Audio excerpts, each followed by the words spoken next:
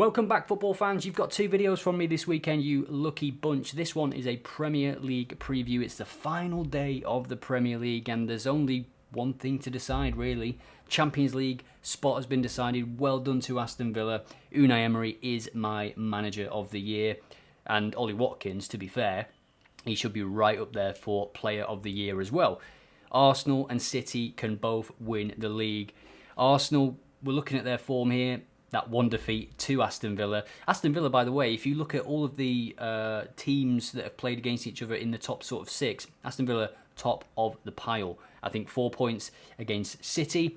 They beat Arsenal as well, and their record against the other teams is also fantastic. So Unai Emery, big game manager, and I think seeing them in the Champions League, seeing him coach in the Champions League is going to be fantastic. But now on to the title race, and Arsenal, we can see there, that is their form. They're playing Everton, who, you know, could have the sombreros on, the flip-flops. They're on holiday mode. Maybe they've been celebrating a little bit. They are safe, of course, going into this last game of the season. We'll just press 5 to toggle the probability model, and we can see there 1.31 implied odds for Arsenal and 1.23 implied odds for Manchester City, who host David Moyes and his West Ham team. David Moyes officiating, managing his final game for West Ham. And will that give them an extra 10-15%?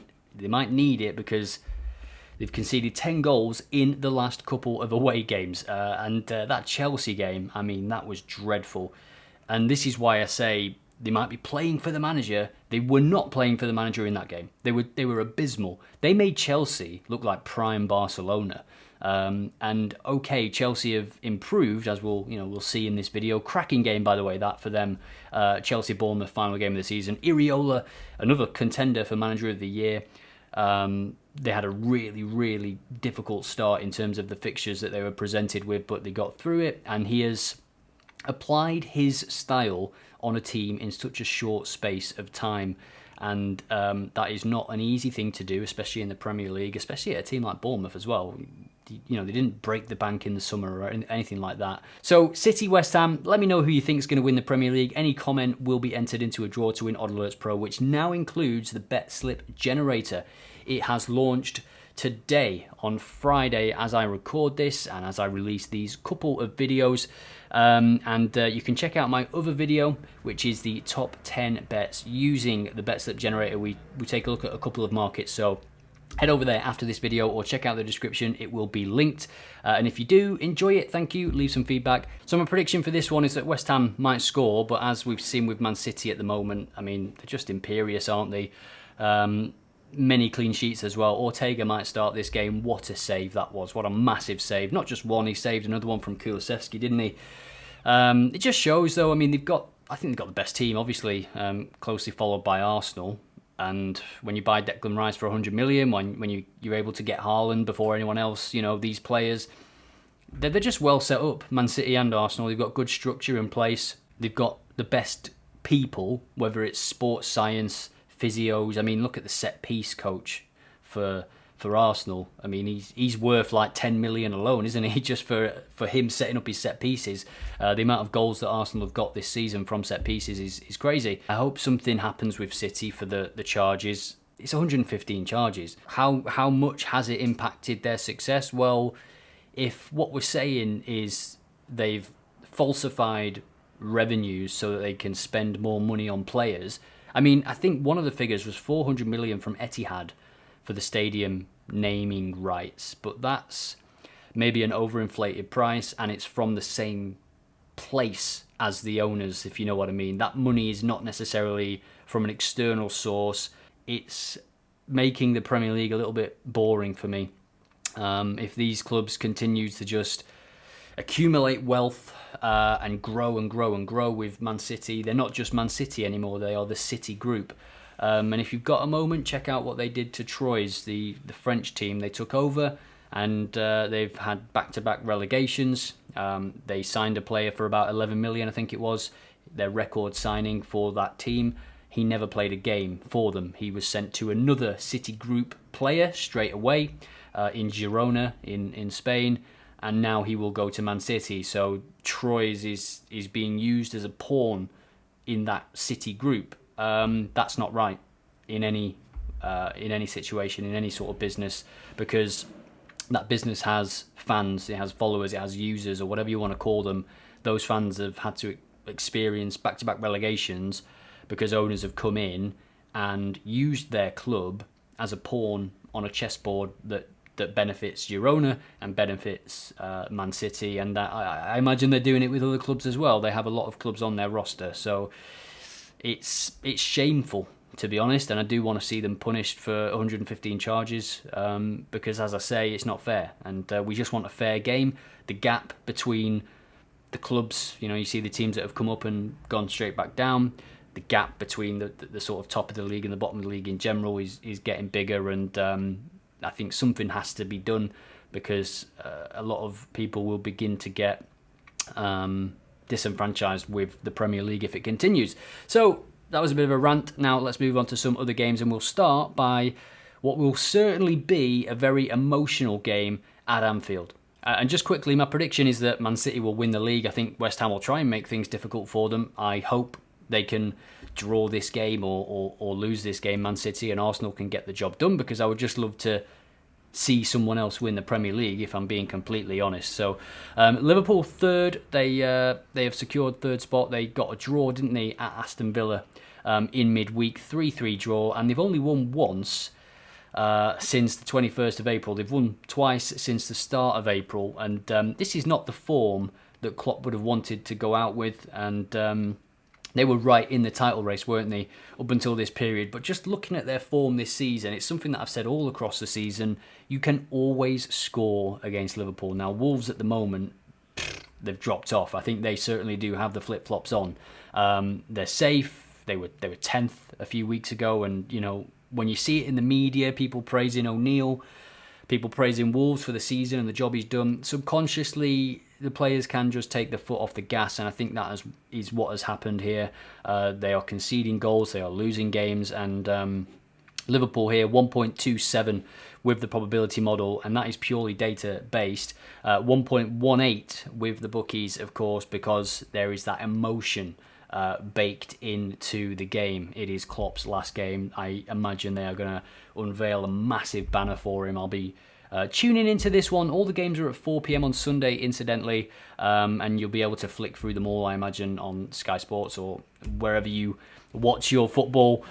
So Liverpool win. I'm going to go 3-0 for this one. Let me know what you think in the comments. Now on to Sheffield United and Tottenham, and just a word on Tottenham as well. Ange was obviously caught shouting at a fan. I don't blame Ange. I mean, he's there to win football games, something that, as we can see, Sheffield United have not done in recent weeks. Probably one of the worst Premier League teams we've seen in recent years, maybe since Derby. I'm struggling to think of any that were just this bad. QPR were quite bad when they went down. But regardless, Tottenham, towards the end of the game, some of the fans cheering. I'm siding with Ange, but I'm not a Spurs fan, so I'm a Blackpool fan. So if we were playing against like Norwich or something, and if we won the game, it meant Preston won the league. I wouldn't like that. But if it meant we could get playoffs or we could get Champions League, which was the case for Spurs, I would not want to hear a single sort of cheer or whatever from the crowd, but there was a lot of Tottenham fans that really didn't want their team to win because there is that hatred for Arsenal. But Ange Postecoglou, his job is to win games. His job is to get this team and progress this team. And, Champions League football is certainly the target for Spurs, right? And if they won this game, it would have put a bit of pressure on Aston Villa, who were away at Crystal Palace, who were playing very well, as we will see. So, opportunity missed. They actually played all right, Tottenham, and that save from Ortega is just a defining moment, isn't it, in the whole season? And it kind of ends the debate now in many places, whether it's for fourth, for first, for second. City know what they have to do. Tottenham know what they have to do. The previous game, Sheffield United made it difficult for them, and it was a last-minute winner, I think, last seconds from Kulusevski that won this game very, very late indeed. And this one, I don't see Sheffield United improving. They could score as they have in the last 4 games. I'm going to go Tottenham and over 2.5 goals. because I think Sheffield United, Wilder said it himself, second half goals could be an option here as well. He said it himself, Chris Wilder, that his team tire in the second half, that they just can't find that consistency throughout the game. So Tottenham, if we just take a look at their sort of overall form, let's go last 10 games. They've scored just 3 goals in the first half, but in the second half, they have scored 9. 0.9 compared to 0.3. It's still pretty bad, isn't it? 9 goals in 10 games for Ange Postecoglou. If we look at away games, it is slightly better, 10 in the last 10. But for both of these teams, first half goals, not something you see a lot of, to be fair. And draws at half-time, 60% for Sheffield United in the last 10 games. Incidentally, Tottenham have been losing away from home in 6 of the last 10 away games by half-time. So for this one, I'm going to go Tottenham and over 2.5 goals, but I would also recommend checking out the most goals in the second half market. You can usually get around evens for that. So Sheffield United, Tottenham, done. Now moving on to Crystal Palace, Villa. I can't remember if I gave a prediction for Liverpool. I think they'll win this game comfortably, emotions and whatnot. I think 3-0, a great farewell for Jurgen Klopp. Maybe we'll see a sort of basketball game. That would be the perfect farewell, I think, because for me, Liverpool, they've strived for control, right, all the way through Klopp's tenure. But really, when I think of Klopp and the football, it's unpredictable. It's wild. Liverpool usually win, but it's exciting. It's, you know, it's a bit crazy. There's a lack of control. And I would love to see a game like that, 5-3 or something. So Liverpool win. I don't think there's much value there, as we saw with the odds, but maybe we can go Liverpool and over 2.5, or maybe you can check this one in play. Crystal Palace and Aston Villa, 2 teams that will be very happy with their season. Certainly the second half of the season for Crystal Palace. Parish wanted 100 million for his manager, and this is the reason why. What a job he has done in coming in and, you know, no transfer window, getting so much more out of the existing players. That is a sign of a very, very good coach. And they're playing with confidence, and I think some of those players, they're adding a few zeros maybe to their price tags in terms of Eze, Elise, Mateta. Wow. I mean, that goal where he goes past Evans and puts it in, that's like prime Henry. And the goal where he turns on the edge of the box as well. He's scoring some really, really good goals, and it's surprising because where was that? You know, it's crazy what a coach can do in bringing confidence to certain players, and Palace will be delighted with this. And that's why I mentioned that game for Tottenham and how if they could just get over the line against City, easier said than done. So Villa, I think, will concede in this game. We saw the videos of them partying on socials in the week. They've been hitting it hard. They had their Player of the Year night on the night that it was confirmed. I mean, that's great timing, isn't it? I bet they had a fantastic night. This is their away form. They've lost 2 in the last 3 games. They beat Arsenal, of course, which Arsenal fans will certainly remember. Lost to Brighton, so inconsistent really at the moment, but I think this being the last game of the season, they'll want to go out with a bang. They've confirmed 4th now because of Tottenham's failure the other day. And Crystal Palace, again, I think this one could just be a really fun game. I'm going to look at BTTS here, and I think BTTS and over 2.5 goals could be good. I wouldn't want to predict the result for this. 1.48, the bookies are thinking the same thing, so you might want to set an alert for this. And that is what we will do right now. If we take a look at goals, BTTS, let me know if it is 1.8 if this starts slow, and I will also put that on the predictions game on OddAlerts. BTTS 1.73 here, so higher points return on the predictions game. Brentford Newcastle, tough one to call. Newcastle lost at Manchester United the other night. Brentford will want to end the season on a high, but they will, you know, more importantly, just want to end the season, regroup, get some signings in, replace Ivan Toney, who is very likely to leave. And I can see this one ending in a draw. I'm going to go 1-1 for that one. Brighton versus Manchester United. It's a tough one to call this. Brighton have been very, very inconsistent, as have Manchester United. Good win for Man United against Newcastle, though, and I think now, at the end of the season, they'll want to protect their players for the FA Cup. That's one important thing you should know about this game. It's the game before the FA Cup for them, so they might rest some players. There might be some rotation. They won't want to injure themselves either, the players that are playing. That is it's subconscious, but it happens, right? People don't want to admit that stuff like that happens. So I'm actually going to go for a Brighton victory here, and we'll put that on as a prediction because we might get decent points back. 2.33. They're actually favourites. Are they favourites with the bookies? Yes, they are. I mean, this is the state of Manchester United and the inconsistency of Manchester United as well. I will say, though, Ahmad, sorry, he's been fantastic since he's come into the team, and it just begs the question, why wasn't he in anyway? If you watch the Championship like I do as well, he was fantastic for Sunderland last year, scored a few screamers, and his ball striking ability is fantastic, as he showed with his goal there as well. And they just need that kind of player that can beat a man and just cause some chaos, right? Anthony dawdles and never really beats a man. He just sort of doesn't do much. Anyway, on to Burnley Forest. It's not really worth talking about, is it? Burnley are down, Forest are up. Who cares what the result is for that one? It could be anything. I'll take a look at the probability model for it. And away win is predicted. I'm not even going to try and predict it. Honestly, I'm not. Chelsea-Bournemouth, fantastic game this one. As I said at the top of the video, Iriola, also another shout for manager of the season for me. I think for me, Emery will get it. But we can see Chelsea's results here. They are in very, very good form. Still conceding goals, though. At home, not so much. 3 clean sheets in a row and plenty of goals scored. Pochettino, there was talk about him getting sacked. I think this end of season form, and Cole Palmer, by the way, is just fantastic. He might just be forcing his way into the England team. I'm really interested to see where he plays, if he plays in those pre-tournament friendlies for England, because where do you put him?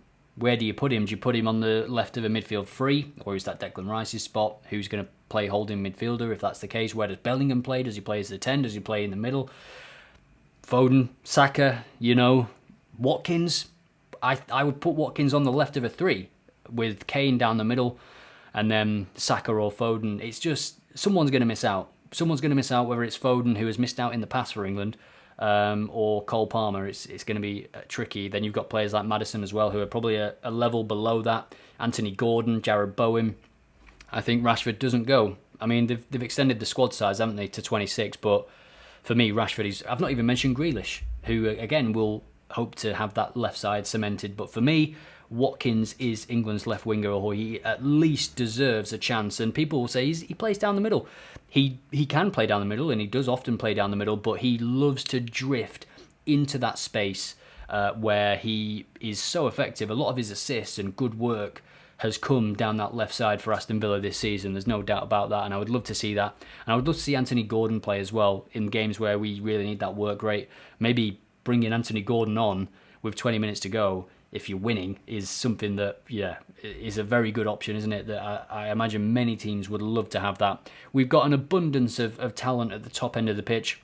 Struggling for sort of options, left-back, centre-back pairings. Is it just going to be Don Stones and Maguire again? Who knows?